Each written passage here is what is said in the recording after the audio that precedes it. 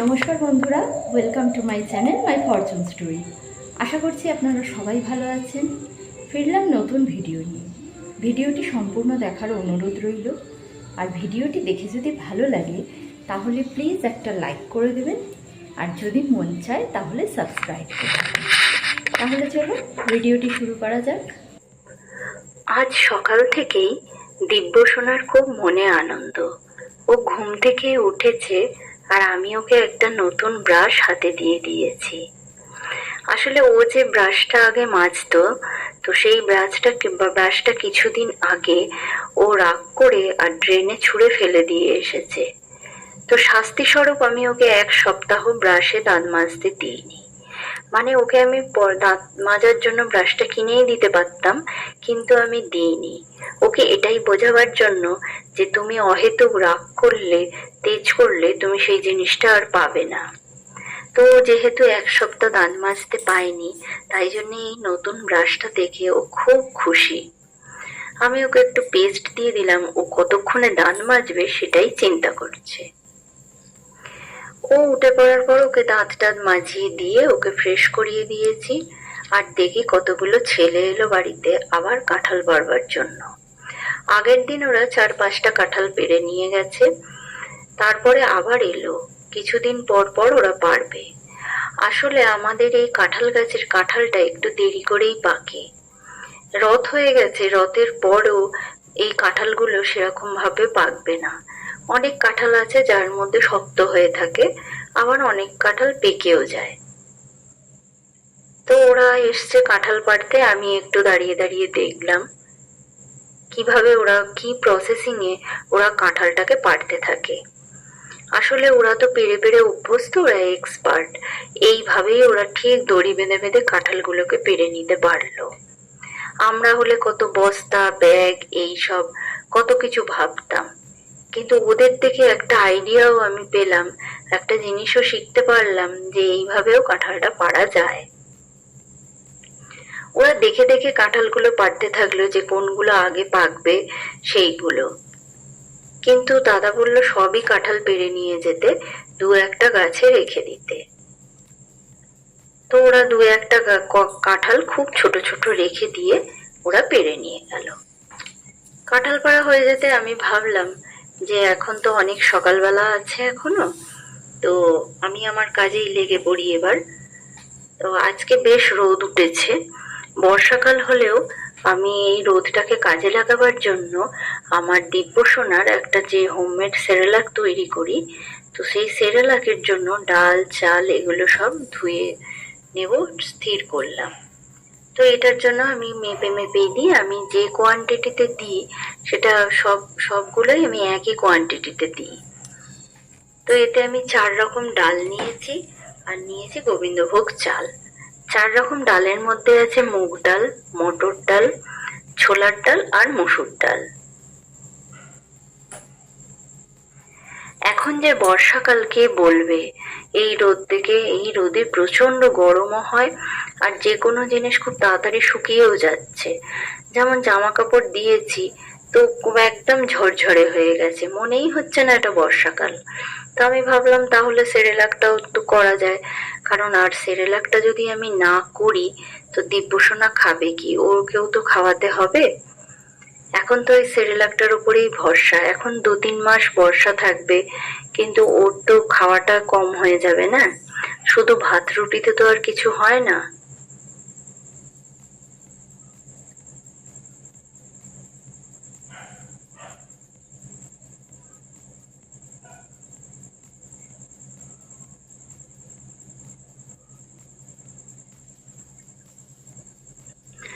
আমি একই কোয়ান্টিটিতে সব ইনগ্রিডিয়েন্টস গুলো নিয়ে নিলাম, নিয়ে এবার এগুলোকে আমি জল দিয়ে ভালো করে ধুয়ে নিলাম।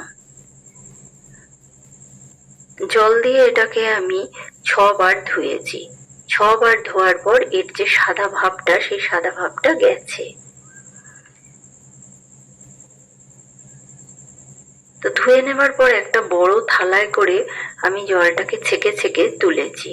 যখন ধুয়েছি তখন গামলাতে জলটা আমি খুব ভালোভাবেই ছেঁকে নিয়েছি, কিন্তু তারপরেও আমি ছেঁকে ছেঁকে ভালো করে থালায় তুললাম, কারণ থালায় যদি একটু জল থেকে যায়, ওটা জল বসে গেলে জিনিসটা পচে যাওয়ার সম্ভাবনা আছে। এবার আমি ছাদে গিয়ে শুকর দিতে যাব। তো দিব্য তো এবার আমার সঙ্গ ধরেছে, ও আমাকে ছাড়বেই না, ও আমাকে হেল্প করবে। তো আমি বললাম ঠিক আছে, এই চুবড়িটা নিয়ে চলো, নিয়ে গিয়ে আমাকে হেল্প করো। ও অনেকটাই হেল্প করলো, চুবড়িটা নিয়ে গেল, ছাদের দরজা খুললো। খুলে এইগুলো তো অনেকটাই হেল্প হলো না আমার জন্য। এই যে প্রখর রোদ, এখন ভীষণ গরম লাগে। বর্ষাকালে এত গরম ছোটবেলায় কিন্তু আমরা দেখিনি। আসলে যত দিন যাচ্ছে উষ্ণায়নটা বাড়ছে, সেটা বোঝাই যাচ্ছে এই ওয়েদারটা দেখে। আমি চাপা দিয়ে একটা ইট দিয়ে দিলাম, তো নিচে চলে এলাম। এবার তোড়জোড় শুরু করতে হবে রান্নার। তো আমি কি আর আজকে করব, আজকে আমি নিরামিষ খাবার ঠিক করেছি। তো সেই জন্য ভাবলাম আজকে আমি একটু আলু পোস্ত করব আর একটু লাউ শাক করব। এই দিয়েই আজকে আমার খাওয়া চলবে। আর দিব্যর তো কোনো অসুবিধে নেই, আমি যেটা খাই দিব্য সেটাই খায়, তবে একটু ঝালটা আমাকে কম দিতে হয়। ও তো ঝাল খেতে পারে না বেশি, সেটা প্রবলেম হয়ে যায়। তো দিব্য এসে বললো, মাম্মাম আমি কি হেল্প করব তোমাকে? তো আমি দেখলাম ওর যখন এত কাজ করার ইচ্ছা, তখন ওর ইচ্ছাটাকে আমি বাধা দেব না। আমি যে আলুগুলো কেটেছিলাম, ওকে বললাম যে তুমি এই আলুগুলো বসে বসে ধোও। আর ওকে আমি প্রসেসটা দেখিয়ে দিলাম যে কিভাবে আলুগুলোকে ধুয়ে একটা জায়গা থেকে আর একটা জায়গায় তুলতে হয়। ওর তো ছোট ছোট হাত, ওই জন্য বেশি পাচ্ছিল না সংখ্যায়, একটা একটা করে হলেও ও ভালোভাবেই আলুগুলোকে ধুলো। আমি 4 বার জল পাল্টে দিলাম, ও 4 বার একইভাবে ধুলো, একটুও জল ফেলেনি, কোনো রকম দুষ্টুমি করেনি। তো ও যতক্ষণে আলুগুলো ধুচ্ছে, আমি ভাবলাম ততক্ষণে আমি এখন লাউ শাকটা বসিয়ে দিই। কড়াই তেল দিয়ে 5 ফোড়ন আর শুকনো লঙ্কা দিয়ে আমি লাউ শাকটা বসিয়েই দিলাম।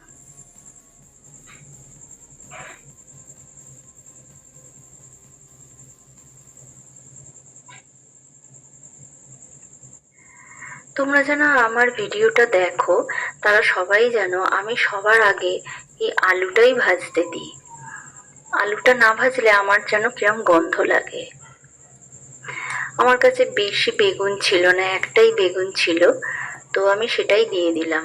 ভাবলাম যা হয় তাতে, কারণ এখন আবার বাজারে গিয়ে বেগুন এনে বেগুন কেটে রান্না করা আমার পক্ষে ভীষণ টাফ। তার থেকে যা আছে সেটাতেই অ্যাডজাস্ট করে নিই।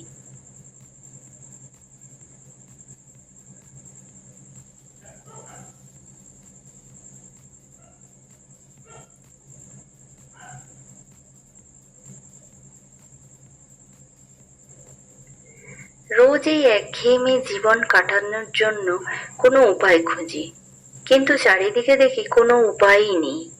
রোজ এই একঘেয়েমি, রান্নাই করতে হবে, আবার আমার বাচ্চাকেও দেখতে হবে, যদিও এটা একঘেয়েমি নয়, বাচ্চাকে তো দেখতেই হবে। আর এর মধ্যে যতই আমি ক্লান্ত হয়ে যাই, পরিশ্রান্ত হয়ে যাই কিনা, কারণ হয়ে যাই না কেন, তবুও আমার যেন মনে হয় যে আমার এই যে বাচ্চাটাকে নিয়ে রোজ আমি ওকে চান করাই, ওর যা যা অ্যাক্টিভিটিস সবই আমাকে করতে হয়, তো ওর এই কাজগুলো করাতে আমার যেন মনে হয় একটা যেন কোথায় আলাদা ইন্টারেস্ট আছে।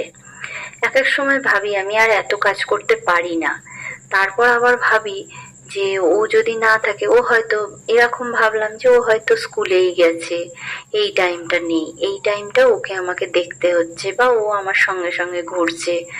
যদি এই সময় ও স্কুলে চলে যেত, তাহলে এই সময়টা তো আমার ফাঁকাই থাকতো। তো সেই জায়গাগুলো আমি ভাবি, আর ভেবে আমার মনে হয় যে না থাক, তবুও এটা আমি পরিশ্রান্ত হয়ে গেলেও কি হবে, তবুও তো আমার সঙ্গে আছে, এটাও আমার এক প্রকার আনন্দ। আর এই আনন্দটাকেই আমি ঠিকভাবে এনজয় করতে চাই। লাউ শাক খুব তাড়াতাড়ি হয়ে যায়, লাউ শাকের জন্য এমন কিছু পরিশ্রম করতে হয় না। লাউ শাকটা একটু ভেজে নুন, হলুদ, লঙ্কা, আমি বেশি মশলা ইউজ করি না, দিয়ে দিয়েছিলাম। আর একটু পোস্ত আর সর্ষে বাটা দিয়ে দিয়েছিলাম তার সঙ্গে। দিয়ে এটাকে ভালো করে নেড়ে নেড়ে আর কষিয়ে করেছি, তাতেই হয়ে গেছে।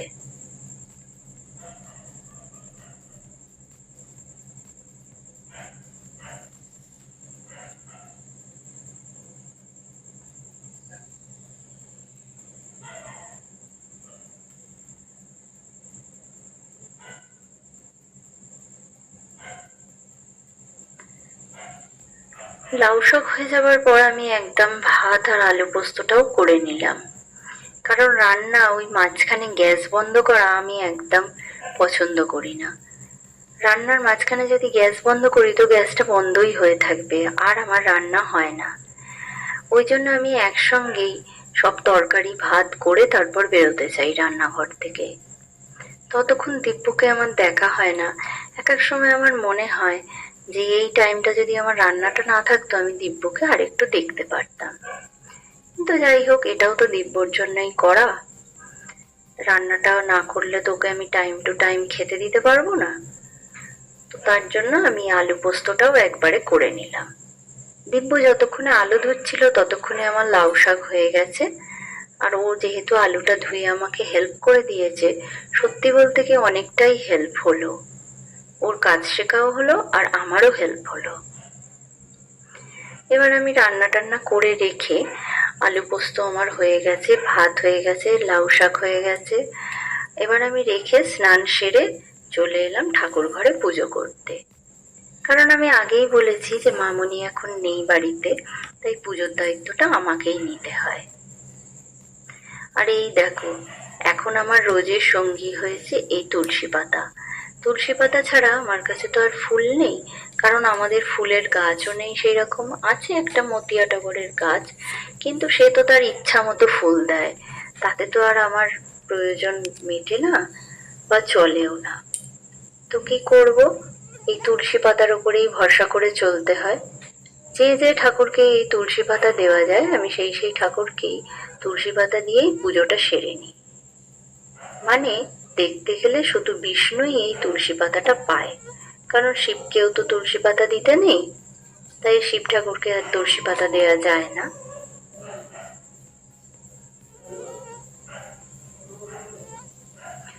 এই ওঙ্কারের পায়েতে একটা তুলসী পাতা দিলেই সব ঠাকুরের পায়েতেই দেওয়া হয়ে যায়। তো যাই হোক, আমার যখন এখানে ফটো আছে তো আমি ফটোতেই লাগিয়ে দিচ্ছি তুলসী পাতাগুলো। আমার তুলসী পাতা লাগানো দেখে দিব্যর বায়না যে ও তুলসী দেবে ঠাকুরকে। আমি ভাবলাম ঠিক আছে দিক, ও যখন এটা দিতে চাইছে দিক, ওর আগ্রহটাকে আমি বকে ধমকে পিছিয়ে দেব না। দিলে ও আর কোনোদিন ঠাকুর পুজো করতেও চাইবে না, আর ঠাকুরের প্রতি ওর আগ্রহও থাকবে না। এমন কিছু সময় আসে মানুষের জীবনে যে যখন নিজে না পারলে অন্যকে দিয়েও করাতে হয়।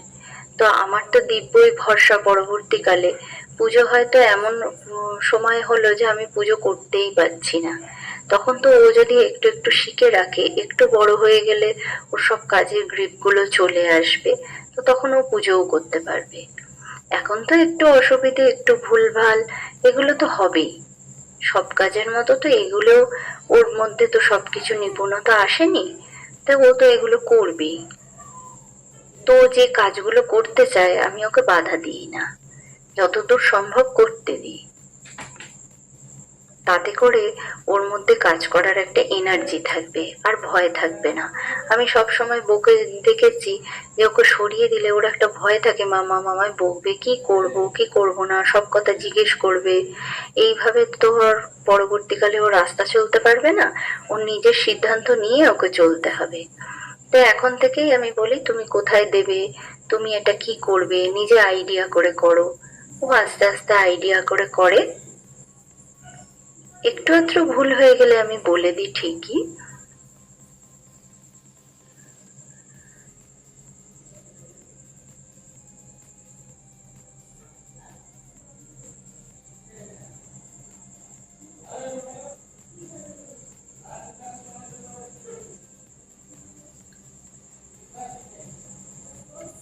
এই কদিন ওর পুজো করে করে এমন অভ্যেসে দাঁড়িয়ে গেছে। একদিন আমি এর মধ্যে বলছি আমি আর পুজো করতে যেতে পারবো না, ভীষণ দেরি হয়ে গেছে। আমি স্নান করে বেরিয়েছি, ও আমার হাত ধরে টানাটানি করছে, চলো কি না, আমি ওপরে চলো পুজো করতে। আমি বললাম আজকে আমার খুব শরীরটা খারাপ, সময়ও নেই, অনেক বেলা হয়ে গেছে, আজকে আর পুজো করব না। বললো না, ওগো তো নেই, তোমাকেই পুজো করতে হবে, চলো পুজো করে এসে তারপরে আমরা খাবো। তো যাই হোক, ওর টানেই আমাকে আসতে হলো। ও যখন বলছে, ও যখন এই একটা প্র্যাকটিসের মধ্যে চলে এসেছে, তখন এইটা না করা আমার উচিত না। ও আমার থেকে এটাই শিখে যেত যে পুজো না করলেও চলবে। জীবনে একটা কাজ, যে কাজগুলো আমাদের শিডিউলে থাকে, একটা কাজ না করলেও চলবে। এইভাবে ও ডিসিপ্লিনটাকে ব্রেক করবে। তো তাই জন্য আমি পুজো করতে চলে গেলাম ওর কথা মতোই। পুজো টুজো করে নিচে এসে দেখি দাদা সেই আমাদের যে বিরাট কাঁঠালটা হয়েছিল সেইটা আর ওদের দেয়নি, ওদের আমাদের জন্যই রেখে দিয়েছে। তো সেই বিরাট কাঁঠালটা ভাঙতে শুরু করেছে। এই কাঁঠালটার উপরের দিকটা অনেকটাই পচে গিয়েছিল। আসলে এতটাই বৃষ্টি হয়েছে, জল বসে গেছে, গাছে ছিল, আমি মনে করেছিলাম যে ওটা বোধহয় গাছের দাগ, আঠার দাগ। ও বাবা, তারপরে দেখলাম ওটা অনেকটাই পচে গেছে। তো পচা দিকটা ছাড়িয়ে ছাড়িয়ে ফেলে দিয়েছে, দিয়ে আর বাদ বাকি কাঁঠালটা পুরো কেটেছে। কাঁঠালটা এতটাই বড়, আমরা তো এই কজনে খেতে পারবো না, তাছাড়া পাড়া প্রতিবেশীকে তো দিয়ে খেতেই হয়। তাই জন্য কাঁঠালটা যা ভেঙেছে তার মধ্যে পাড়া প্রতিবেশীদেরই পুরোটাই প্রায় বিলিয়ে দিয়েছে। আমরা কয়েক কোয়া খেয়েছি, কারণ কাঁঠাল তো আর বেশি খাওয়া যায় না।